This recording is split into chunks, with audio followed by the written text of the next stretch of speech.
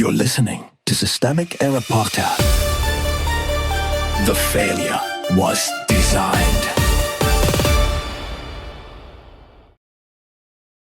Republican, kids playing wizard in the park have better grip on reality than Trump, based on an article by Jen Fifiel, VoteBeat. Trump's election theater is not about integrity. The president controls the megaphone. Donald Trump used a primetime speech to recycle familiar election grievances, old foreign interference facts, and fresh claims that were not backed up by the documents his administration released. That is the point. The White House is not discovering a crisis. It is manufacturing suspicion from the top while pretending to be a neutral referee. He stopped short of openly claiming votes were changed or results altered, but that restraint is cosmetic. The structure of the speech still did the same work. Imply catastrophe, hint at hidden enemies, and force the public to treat settled election administration as suspect. That is not oversight. It is a pressure campaign. The people who actually run elections. The source makes clear where the real institutional competence sits. State secretaries of state, local clerks, bipartisan election workers, and the paper-ballot systems that already back up nearly all U.S. votes. Trump was speaking from the center of federal power.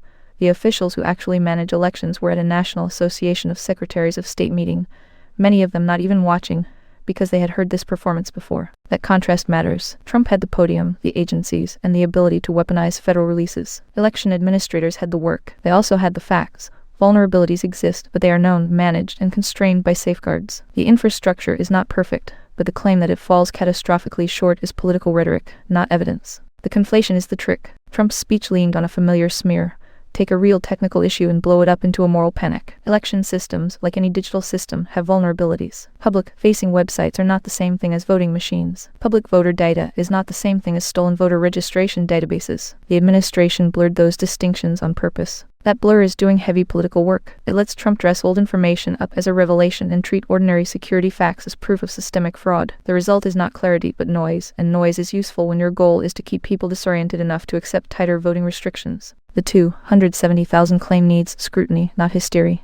Trump's claim about 270,000 non-citizens on voter rolls is presented as if it were a revelation. The source shows it is not. The number appears to come mostly from a review of public voter files in 4 states, and officials in Nevada and Pennsylvania said they did not understand the methodology or confirmed that non-citizen voting is extremely rare. This is the recurring move. Inflate a narrow administrative question into evidence of national betrayal. Meanwhile, the administration's own SAFE program has already drawn criticism for unreliability, and a federal judge blocked its overhaul over privacy and voting rights concerns. That is the part worth remembering. The machinery being sold as a safeguard has already been shown to produce false flags. The Michigan story catches bad faith in real time. The Michigan fraud allegation is the perfect example of how Trump weaponizes old news. A company submitted thousands of voter applications in Muskegon.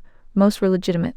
Irregular ones were caught before anyone voted improperly. State and local officials noticed the problem, flagged it, and the system worked. That is not a cover-up. That is detection. But Trump needs the opposite story. He needs every episode of administrative enforcement to be recast as evidence of corruption, because his political project depends on making lawful election administration sound illegitimate. He is not exposing failure. He is laundering distrust through repetition. The pattern is control through suspicion. The deeper pattern is simple.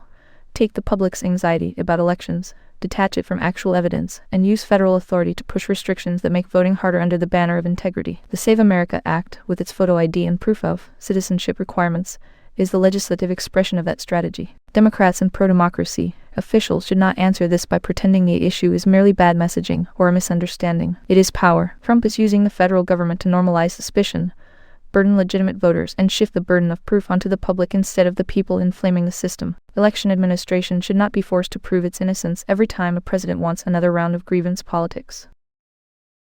You've been listening to Systemic Error. Thanks to Alternet for today's article. With the automated voice of Labritz, our thanks for listening.